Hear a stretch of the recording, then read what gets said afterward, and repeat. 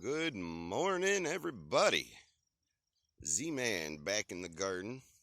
So much to talk about today. Try to make it quick. I'm sorry if this video goes long, but there's a lot.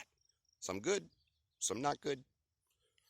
One of the good things is this alfalfa hay is definitely working out as a weed suppression, which is great.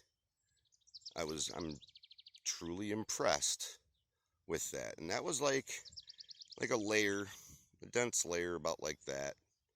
So this is ready to be covered in compost and planted. Not sure what yet. My kale, curly kale, looks great. I need it. I need people to buy it though. I need people to buy it. It looks beautiful. It's delicious. I've already made a bunch of it, trying to harvest what I can, but then I have to store it, and this is difficult to store. Peppers are popping real well. Look at those. Look at them bell peppers up in there. Ooh wee. Cut them, put them on a grill, grilled peppers. That's good stuff. There's a couple plants with, it's called sun scarring, right there. And it's a mix between the excessive heat that we've had and the amount of water we've had, because this side of the garden has been pretty much not underwater, but it's super saturated. It's been 5 days since we got rain, and it's still muddy there. So everything is starting to feel the effects of it. Like you can see, I'm starting to get leaf curling on my tomatoes. Okay. But it's a mix between how wet it's been and the heat that we've had. So I think next year, this whole half of the garden stays way wet. So we're going to switch it to pumpkins and watermelons next year. Lots of carrots. We got lots of carrots coming up. We got some down here. I went through and pulled one up and to check it out. And it's a short and sweet. Not quite ready yet. They need to be fatter. But pulled up real easy. It was a good thing. I mean, the soil is still loose. But there's a mix here between some short and sweets and kaleidoscope. So it'll be different colors. And then we got, you could tell there's tons of carrots coming up here. Like in these two beds here, this one was an epic fail. There's nothing coming up in this one. Maybe one, one little carrot. Okay, I planted 10,000 carrot seeds this season. I got one little row. That's it. So I'm having a hard time with the carrots on this half of the garden. In the past when I grew them, I didn't have any issues, so I figured they would probably just come up easily. But yeah, I have a lot coming up, but it was so wet I couldn't come out and hoe it. Therefore, the weeds are starting to take over. I do have compost tea brewing, so I'm going to put an application of that later today, and hopefully it'll help speed the growth up a little bit with a big nutrient intake. Lettuce, I got a lot of romaine lettuce here, still good. A lot of it's starting to go to seed. You can tell by how it's starting to elongate here. But there's a lot of good lettuce here still. Like this is a good head. Oh yeah, it's dense. But I need to sell it. People need to buy it. These onions were underwater for a little bit. So you could tell by all of the dead tips that these need to get pulled because they're stressed right now. And I'm starting to see a lot of this is going to seed. So what that means is this onion stopped producing size on its bulb, and it's putting all its energy into the seed here. That's a problem, okay? I want those bulbs bigger. So what I do is I'll break this off, okay? That kind of signals to the plant that it no longer has seed. So what'll happen is the bulb won't get any bigger, okay? But I'll still be able to use this onion. If you let it go to seed too long, the bulb gets like woody, hardened, and it's not the best onion. So what I'll do is this will give me at least a week or so to figure out if I want to pull them yet or keep them in. Not all of them are going to seed. You can tell not all of them are going to seed. There was only a few. And as I pick them, or as I pull those flowers off, I help control that. But these were underwater, so I'm gonna have to pull them to use them to store them. So what I'll do is, like, here, this one looks pretty good. Okay, let's see how easy it comes up here. Oh, that was nice. See, that's not a bad onion right there. That's pretty good size. So what I'll do is I'll pull a bunch and I'll lay them out here so that they can dry a little bit for a day or two, and then I'll put them on a rack so that they can further dry. And then once this starts turning, like the onion, that harder outside peel of the onion, then I can store them for months. So there's hundreds here. So I have onions. The potatoes, they're in the same boat as a lot of the other half of this garden, is because of the water. You can tell a lot of them are leaning over. See? So I know there's potatoes in there, but I'm kind of nervous on what to do. If I pull them early, I get a lot of the little itty bitty like new potatoes, which I mean I like, but I want some big potatoes. These are Yukon Gold, so I want some big Yukon Gold potatoes. Some of them are looking okay still, but you can even, you could see, look at how muddy it is. This is a little drier because it's mounded up, but that's soaked. That's soaked. Tomatoes, same thing, curling leaves. This half stays so wet. Lots of tomato though. Look at that. It's like 10 tomato right there. Huge clusters in here. You guys, look at it down there. Huge clusters. So everything's looking good, and they're starting to lighten up. You could tell they're starting to lighten up here. So that means they're going to start blushing. As soon as they start getting that, you don't want them to turn all the way red. As soon as they start the reddish change into an orange, then pull them, because it has all of the nutrient it needs to ripen. Okay, so a lot of people, they wait too long. You pick it when it's all beautiful juicy red, but then you get 2 days of shelf life, when if you pull them as soon as they're blushing, then you got a lot longer to deal with that, and you're going to have just as beautiful of a tomato at the end of its ripening.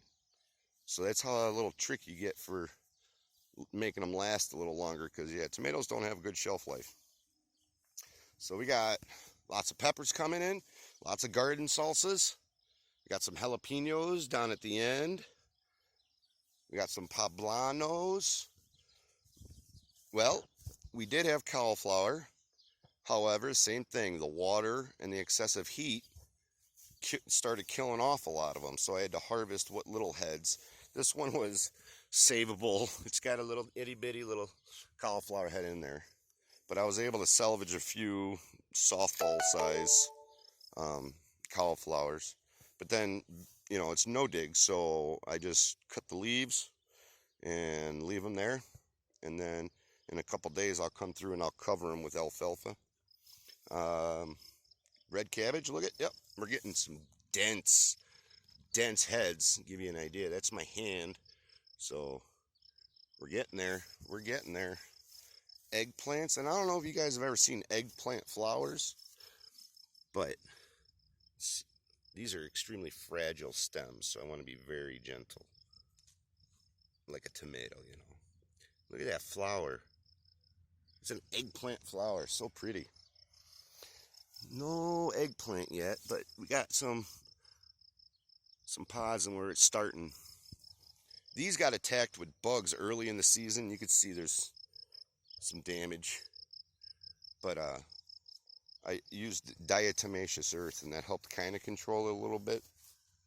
Ooh, poblano peppers. So they were actually able to survive, turning into some pretty healthy plants so far. Our hedgerow here, this is starting to pop too. All of these summer wildflowers are coming out. Look at that. Ooh, that's going to be a pretty, look at that. Look at the colors on this. Look at that. Looks like a zinnia. So we're starting to get that, which is good because that attracts pollinators. This here, this is beets and onions now. It was radish. Both of these were radish. And then I covered them with alfalfa, which, look at, that was like a week ago. So now the weeds, they're still stable. So I was able to come through and cover them with compost. Just a thin layer, like 2 or 3 inches. And I seeded right into that. So outside, this is an interplanting here. On the outside, you can almost see kind of like the wheel marks here and along here. That's beets, and then right down the center, we have bunching onions. So we'll be able to get some fall onions and some fall beets.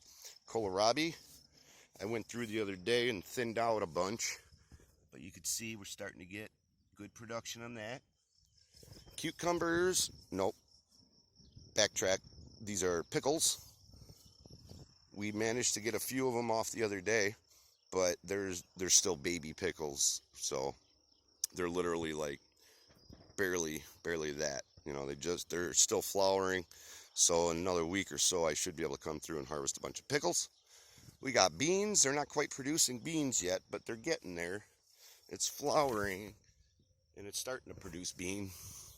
Those are just a bush bean. These are pole beans. These are a bush bean. These 3 rows are sugar snap peas, and we're starting to get some real good production on here. These are almost ready. These need to get a little bit fatter, but we're getting lots of them here. Lots. It's good. You got lettuce mix. That stuff is healthy and ready to go if anyone wants some beautiful lettuce mix. Lots of Swiss chard. This is the Swiss chard rhubarb version. Not rhubarb. Swiss chard. They just call it the rhubarb Swiss chard because of the red stalks and the red veins. Okay, this is not rhubarb. This is Swiss chard. Rhubarb series.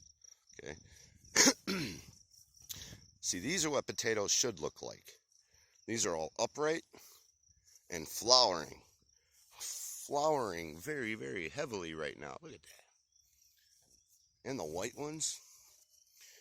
I gotta look at my list. I'm not sure. Some of these are Yukon Golds. And I didn't plant any Idaho. I think I have some red russet. And I gotta double check my list. I don't want to say anything and be wrong.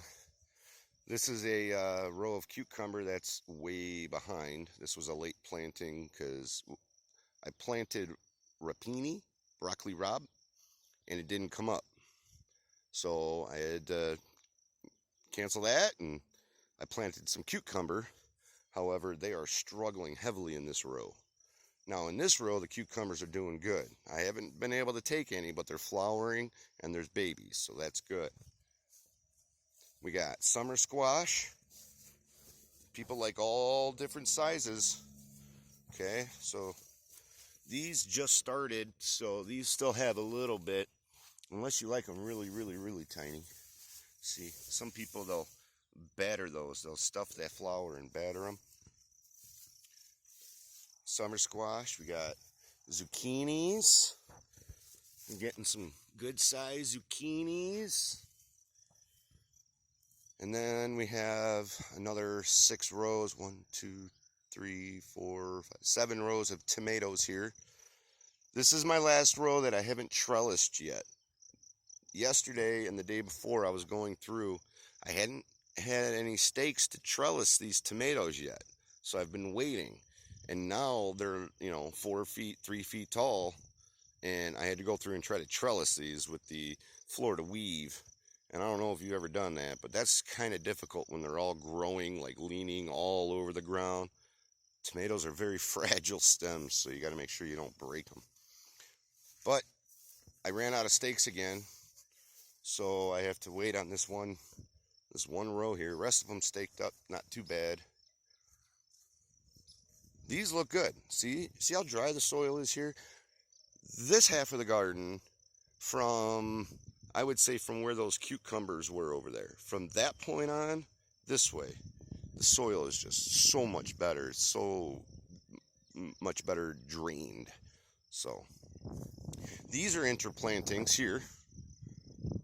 These are tomatoes and turnips. The turnips still got a little bit. I pulled one up the other day. They're still tiny, so waiting on those. That one looks like it might be getting there.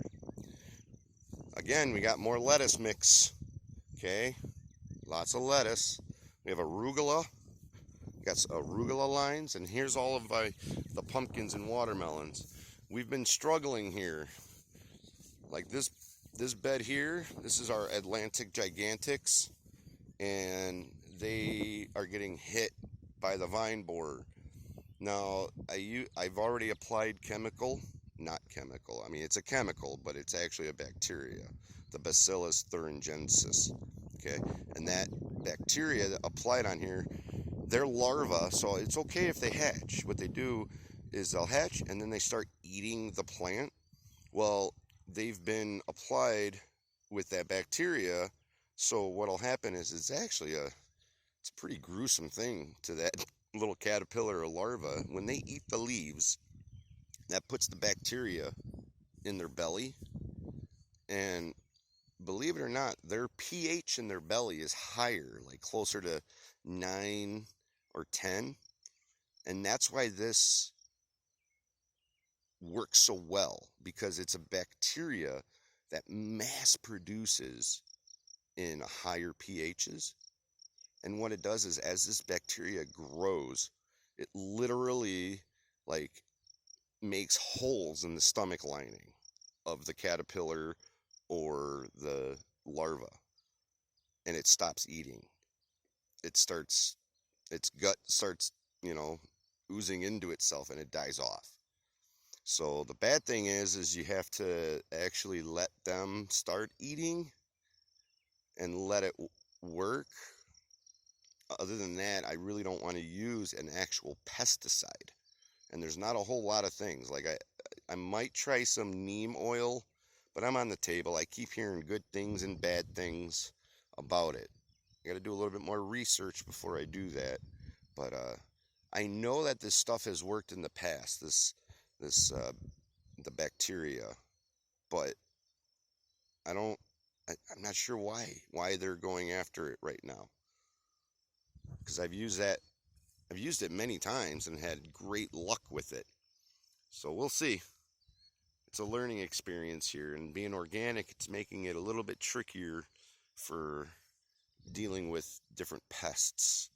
So I strive on having it organic. I don't want to use any kind of chemicals, heavy metals, or anything like that. So that's where we're at with our pumpkins. Those out there, those don't look too bad. Those are jack-o'-lanterns. And over here we have some of the pie pumpkins. Ooh, I can't wait. And my corn's looking great.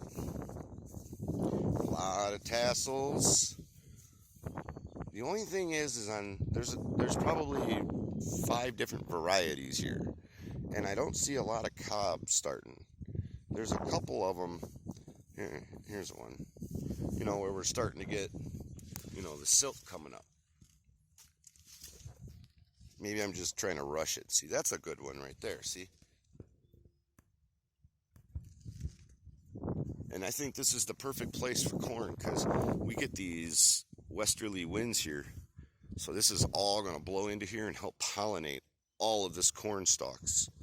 So, and then I also had one other question. You corn farmers out there, I'm running into a lot of this, where you get the multiple stalks here. Now, I've seen people where they go through and they take these off. They'll go ahead and break these off to keep that main stalk. But what do the farmers recommend? I'm not talking like thousands of acres, because that wouldn't be feasible. But do you guys recommend taking these off, kind of like where you single lead a tomato? Is this going to make this a better production on the main stem, or will I get more ears? So let me know about that. I'm still learning about this corn. So every day I come and check it and I watch it. And every day is a learning process for me here. I know a lot about plants, but every day I'm learning more. But that's our update for this week. It's like July 20th or something. The garden is fully going. Lettuce, all kinds of stuff. Let me know what y'all want. Okay? Zucchini, summer squash, bell peppers, lettuce, Swiss chard. Soon cucumbers and pickles. I got lots of kale. We're going to have lots of potatoes here in a little bit too. So let me know. That's our garden update. Y'all have a good one. Take it easy. Happy farming.